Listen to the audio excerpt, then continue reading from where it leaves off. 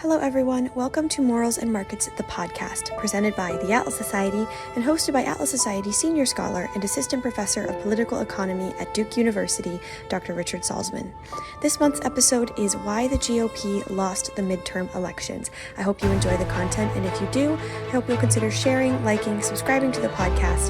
We are available on all your favorite podcast platforms as well as YouTube. Without further ado, I hand things off to you, Richard.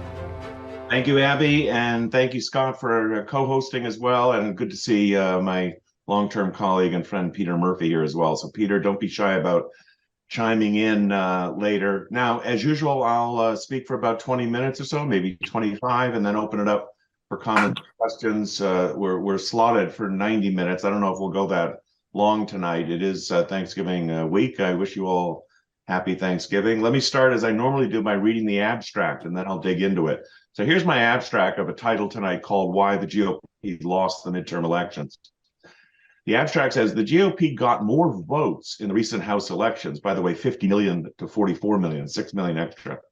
But the widely expected red wave didn't materialize. After 2 years of Democrat incompetence, corruption, and vice, with inflation at a 40-year high, no economic growth, rampant crime, border anarchy, civil liberty assaults, bans on fossil fuels, publicly subsidized genital mutilation, get that one. Republicans still only won a bare majority of House seats, and they lost, it seems, a seat in the Senate, although there's still a runoff December 6th. Why? I'm going to dig into this a little bit, but here are some candidates. Poor GOP candidate quality. I don't believe that one. I say no to that one. Election fraud. Well, there's always election fraud, but I don't think there was enough to materially change the outcome. Abortion issue. Where do you see the numbers I give you on abortion? Possibly a bigger issue than the GOP is willing to admit. But the simplest explanation I'll end with is actually something that's goes to the philosophy of the electorate. I think it's possible to start concluding that the majority of American voters prefer anti-capitalist policies. That's a hard thing for a pro-American to say. For years, Ayn Rand and the objectivists have said that there's a gap, a breach between the intellectuals and the electorate, and that there was a trailing residue American sense of life that made sure that politics didn't go too crazy. But the objectivist view also is ideas matter, and ideas coming out of the universities matter. And it's undeniable that the ideas coming out of the universities are not just there, trickling down to elsewhere. The intellectuals have been anti-capitalist most of this century. Now, it was pro-capitalist for the last 2 decades of the last century, but the last 20 years have been pretty bad. And I believe that's starting to show up in the electorate. Even when these races are close, they shouldn't be that close. The GOP generally, I think, is the party to back, the party that we should be working to make more pro-liberty and pro-capitalist, more secular. I think the Democrats are a lost cause. They've totally gone over to the left. There are no liberals really left of any voice in that party. But I also blame the liberals, so-called liberals, for decades because they are the ones who let in the lefties. Now, let me go to some of these. And by the way, I'm going to give you some exit poll data, which is very, very interesting to give you more a flavor of the electorate. So that I'm going to take that from the CNN exit poll data. They gather it from others as about 20,000 people selectively that were interviewed coming out of the polls on election night. And the answers they gave are very interesting, very revealing. So I don't want to just comment, from 30,000 feet tonight and, pontificate or theorize about things. I want to give you some inductive knowledge about the state of the electorate and what they think about a whole bunch of things that I think might better explain what happened. Now, candidate quality, this is always something people comment on after the fact. Ben Shapiro was known for doing this. He'll go through and say, well, if this person lost, it's because the candidate quality was low. And that was never predicted ahead of time. So that's kind of an arbitrary thing. But this is true. I mean, candidate quality to me means, are they articulate? Are they experienced? That's key. And are they right on the issues that are most salient? I mean, you could be absolutely excellent on the issues, but if they're not the issues of the moment, if they're not what political scientists call salient, for those of you who are talking in the background, please mute, then it's not going to be relevant. So right off there, I would say many of the Republicans who lost were rookies. It's very difficult to beat an incumbent, even an incompetent Democrat incumbent. And there were a lot of cases like that. It wasn't so much that they were Trump-backed. That there might be some overlap there. The real issue was they were rookies. They were new. Carrie Lake is a perfect example. She was, I thought, an excellent, decent, high-quality candidate in Arizona for governor, but not in the sense of having any experience. She was a Fox News anchor. Now, she's very articulate. She's very smart. I think she would have made a great governor, but the Republicans, actually both parties, should not ignore the fact that experience matters. And if you know, the trend, at least in the Republican Party over the last decade or so, has been anti-establishment. Now, what is that? The swamp, the deep state. Now, some of those critiques are relevant, but think what it means. It's a populist type of approach that says we're going to put up people who are not politicians. I mean, Trump was an obvious example of that, and he won. But the Republicans have lost really the last three elections, 18, 20, and 22. So it's not unimportant whether your politicians are actually experienced or not. And it's a tough thing, because if they're over-experienced, that means they've been in Washington too long and they're likely to be corrupt. But you can't have them with no experience either. The fact that many of them, like Carrie Lake, got so close, I would say Blake Masters as well, that they got so close to winning even without that experience, is an argument for making sure there's a bench with experience in the Republican Party. So that's one thing. That's that issue of candidate quality. For the most part, other than the inexperienced aspect of it, I think the candidate quality was fine among the GOP. Now, election fraud. There's always election fraud. Those who deny that there's election fraud or shenanigans are liars. But the claim on the other side that there are quote unquote election deniers, it's not that people are denying elections. It's that people, and it turns out mostly from the Republican side, if you believe the polls, are concerned about election integrity. Let's put it on the positive side. They don't want elections stolen. They don't want shenanigans. They don't want an election that takes all month instead of one day. So I believe the more the Democrats gain control, the more they bastardize democracy. The Democrats are known for being anti-democratic. That's a kind of paradox out there, but so that is an issue, but I don't think any materiality pertains. By that, I mean the fraud has not been material enough to change the outcome, but it's still an issue. It is still a problem, and the Democrats are all for loosening and diluting and corrupting the electoral process so they can manipulate it. That I think is undeniable. Here's the thing I want to say about the GOP. They need to be pro-American, pro-liberty, and pro-capitalist. They tend not to be. They tend to be anti-liberal, anti-socialist, anti. You get the idea? You cannot win that way if you only have defense, if you're only trying to, quote, conserve the existing mix of things. So the whole conservative approach is futile. The aggression, if you will, the momentum is always on the side of the Democrats. Even though they have the worst ideas and the worst policies, they are always on offense. They have a plan. They have whether it's environmentalism, the Green New Deal, their fascist socialist elements, abolish the Electoral College, pack the Supreme Court, add 2 Senate seats. If you notice, they have a plan and they work on it and they get up every day trying to push it. You can't say that about the GOP. It's sad. So Trump is a perfect example when he said, America will never become a socialist country. Notice how defensive that is. Almost like a sense that it is becoming one, and he's going to stand athwart and stop it all. Well, what about a president who says we need to become a more pro-capitalist country, and here's how we're going to do it? So I think that still bedevils the GOP. It wasn't really an issue with Reagan. Reagan was much more forthright, as was Thatcher. It's one of the reasons they were successful. They advocated positive ideas, and people loved that. Reagan won 2 landslides, by the way. So you can't just be anti-stuff. I think that's an issue. Let me lastly say what I said originally. I think the intellectuals and the electorate gap has almost collapsed and narrowed to nothing. And so when you see woke everywhere, I've done seminars on woke before, but the whole concept of every institution, now not just media and schools and not just Hollywood, which for years has had woke in it, but now corporate suites, now the Pentagon, now everything is a sign that this is coming from the intellectuals. this corruption of language, this corruption of principles, this anti-Americanism, these bigoted statements about the country being systemically racist, systemically homophobe, systemically this and that, are just awful, but they are resonating with the electorate. The gap between the crazy things that intellectuals and academics have said is in the mainstream, is in the bloodstream of a large part of the electorate. Unfortunately. So, I mean, the only solution to that is better intellectuals and better policies and better people in academia. Now, in looking at the exit polls, by the way, just on sheer numbers alone, you know, the Republicans were down 9 seats in the House before the election. Now they're up 9 seats and they control the House. So the good news is they do control the House. Nancy Pelosi is out as Speaker. Kevin McCarthy is a kind of a middle-of-the-road moderate Republican, is in as House Speaker. The gain in seats, therefore, was net 9, but the estimates were that it would be something like net plus 25.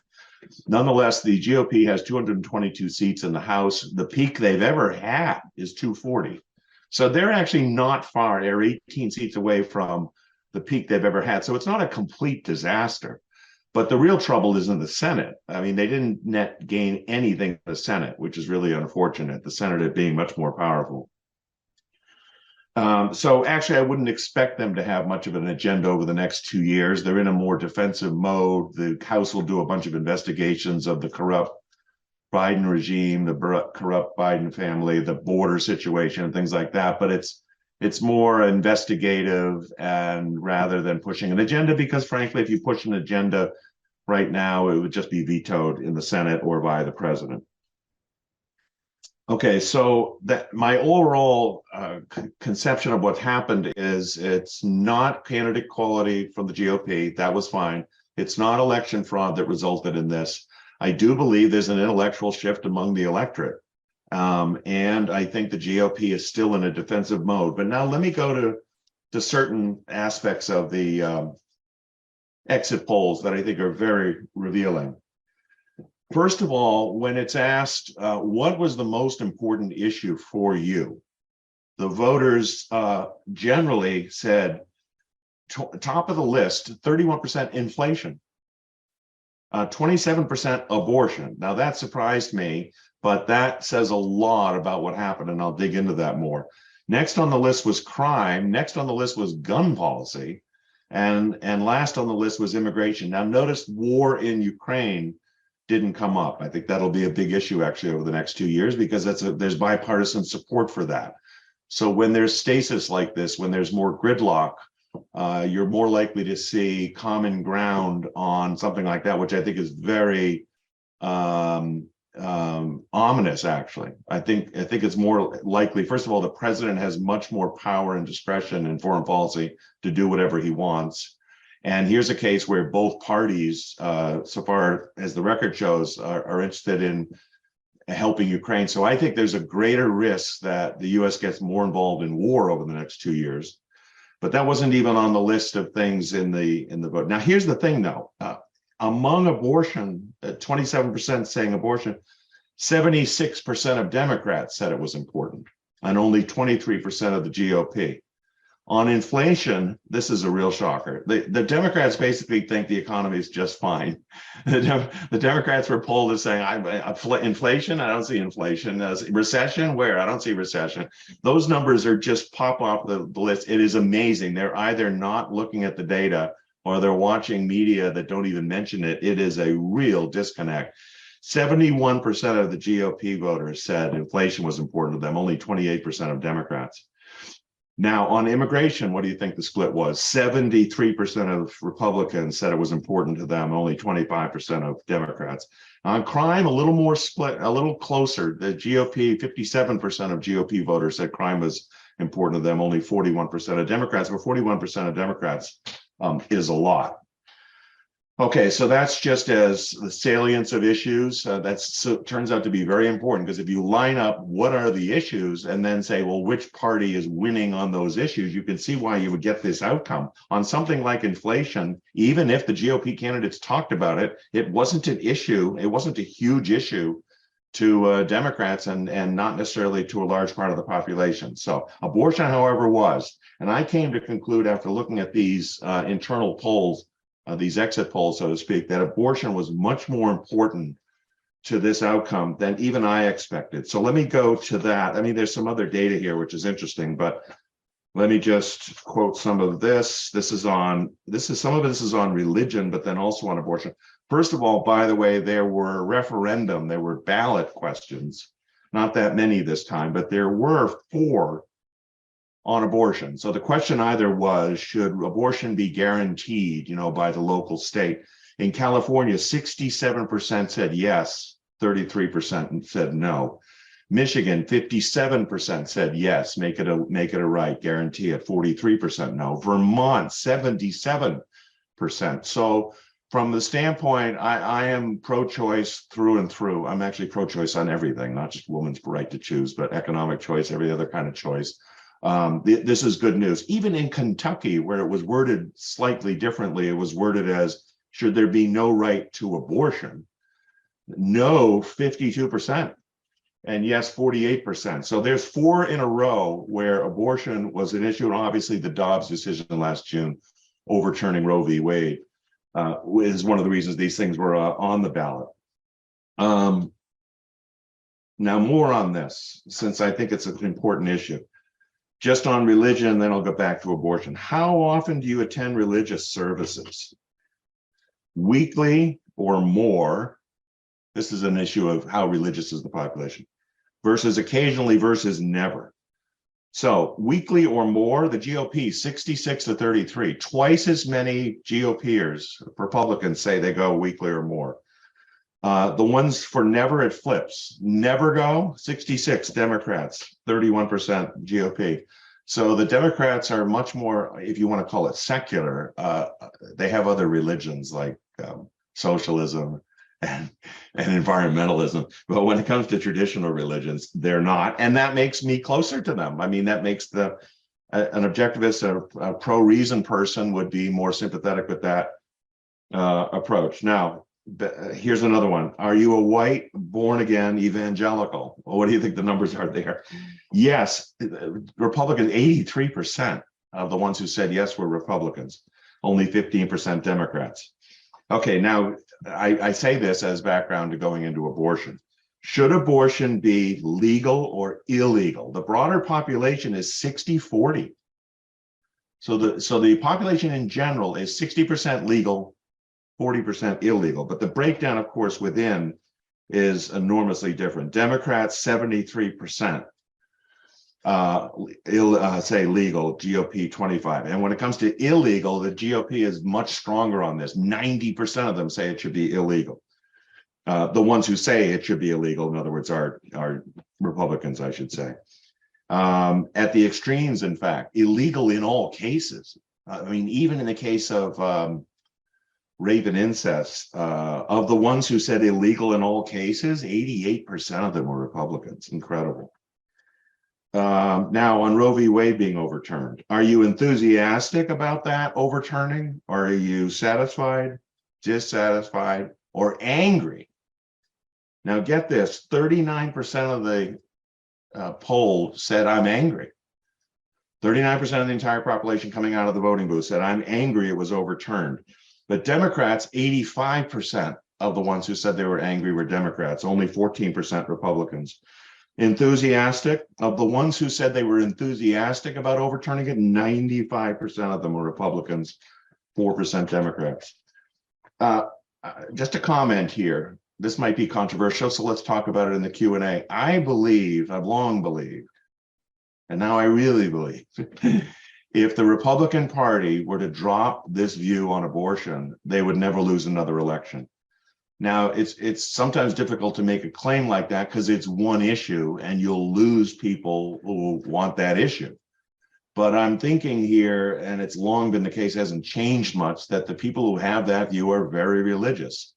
And the Republican Party is more religious than the Democratic Party, but it's not dominated by religious people. And I can't imagine an evangelical saying, well, the Republican Party has switched its position on abortion, therefore I will vote Democrat. I think more like that. I think that's highly unlikely because the Democrats have the position the Republicans are switching to. I think much more likely is they wouldn't be as motivated to vote for Republicans or work for them, go to the precincts and stuff like that. And then there's a question of like whether that's really true or not, because to the extent those same people are older, they're not going to be activists within the party either. They will come out and vote more than young people will, but in terms of it being the future of the party, so I'm making a point here really about electoral competition, but I'm basing it on the philosophic principles that individual rights include a woman's right to control her own body. And I think if the Republican Party could bring itself to have that position and in a principled way, I don't believe they'd ever lose another election. So that's a crucial thing. They would lose some support, and I'm going overboard by saying they'd never lose another election, but these elections are close as they are, and that one issue is really making them lose. And I think the unexpected results this year, it's not coincidental that coincided with the overturning of Roe v. Wade. I mean, normally abortion was not salient. It just wasn't an issue. It was really an issue this time.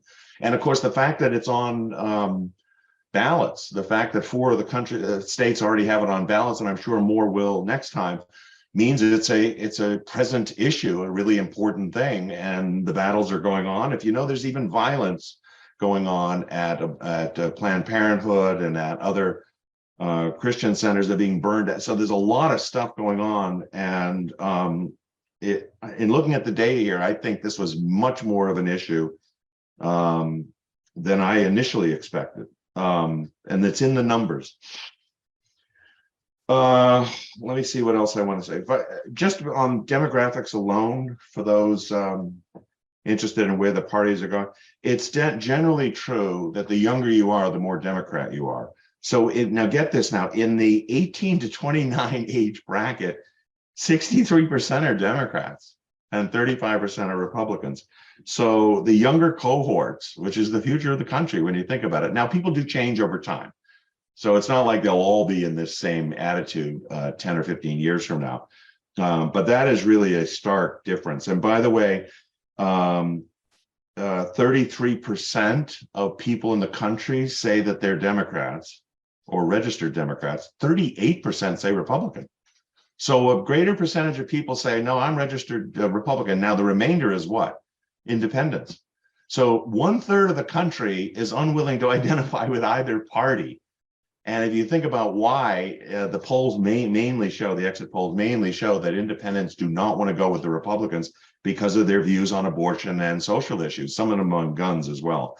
But when you break down the independents on economics, they're totally for the Republicans on economics, to the extent they're seen as free market economics. What else is interesting here? Let me see. Gender. You know, I don't like this kind of breakout, but they do provide it. Most females, many more are Democrats than Republicans, and the other way around. And if you go by 3 different cuts, older white men are mostly Republicans. Younger non-white women are mostly Democrats. So maybe that's why when you turn on CNN and MSNBC, they are so bigoted against old white men like me. Couple of other things this is interesting about, I think, the intellectuals I mentioned earlier. College graduate or not. Now in the population, 43%, yes, 57% no. But Democrats are much more likely to be college graduates than are Republicans. And they're more likely to have advanced degrees. So if you categorize as never attending college, or you got an associate degree or a BA all the way up to advanced degrees, 57% of those with advanced degrees are Democrats, only 41% Republicans. Never attended college, 36% Dems, 62% Republicans. So if we're still going by that old model that says if you don't go to college, you're not going to be corrupted by the current anti-capitalist college mentality, well, a lot of GOPers don't go to college. But that does mean generally the Democrat is more I won't say educated, I'll say school, has more years in school. And to the extent the schools are teaching anti-capitalism and anti-reason, that's a problem. Okay, I'll leave you with a couple more things because people do concern themselves with election integrity. And then what did the president say? Democracy is on the ballot. Democracy is under threat. That was the pitch. And by the way, the pitch about we're going to cancel student loans. That was a big thing for Democrats. They were very enthused about that, according to the polls. So the exit polls asked, were you enthused about the plans to cancel student debt? Yes, yes, yes. And of course, that's been thrown out since by a court. Unconstitutional, illegal. That was just pure pandering by Biden ahead of time, but brilliant when you think about it. Cynically, Machiavellianly brilliant to say just before the election, we're going to cancel all the student loans for all those students who tend to vote Democrat. Here's a question. How confident are you in your state elections, in the fairness and accuracy of elections? The population generally says 47% very, only 40% very, 33% somewhat. Not at all, only 6% of the population is not at all confident in the accuracy and the fairness of elections. But of those who said not at all, 85% are Republicans. And only 15% were Democrats. And it's obviously flipped the other way around. If you're very confident in the accuracy and fairness of the elections, 70% of those who said they were Democrats. So that is a real disconnect as well. And of course, something that a politician can use if you say, that's why they came up with election denier, if you can label your opponent election denier, that's going to help if you're a Democrat. And finally, democracy in the US is very secure, somewhat threatened, very threatened. Well, here's what's really interesting. In the general population, there's two categories of threatened, right? 68% said threatened. That's a little more than 2/3, right? 1/3 of the general population say it's not really threatened, but 2/3 say it's threatened. And here's what's most interesting. When I looked at the partisan breakdown, it's 50-50. There isn't any break between Democrats and Republicans. They both equally say in those categories that it's somewhat threatened or very threatened. Now, what that means, if threatened means that the electoral system is breaking down, well, there's some belief in that, but that's mostly a Republican belief, right? And so if you change it to, well, maybe they think democracy is at risk because we're seeing more authoritarianism, that would have been a good follow-up question, right? Why do you think it's threatened? Is it threatened because there's more violence in the streets? Well, that's back to the crime issue. Is it threatened because the polls are being manipulated? That's only a Republican thing mainly. Or authoritarianism. Well, you see that both sides, depending on who the other side gets in, if Obama's in, the Republicans say the country's going authoritarian. If Trump gets in, the Democrats say the country's going authoritarian. When Biden gets in, the Republicans say. Now, my view of it is the country is becoming more authoritarian no matter who's in office.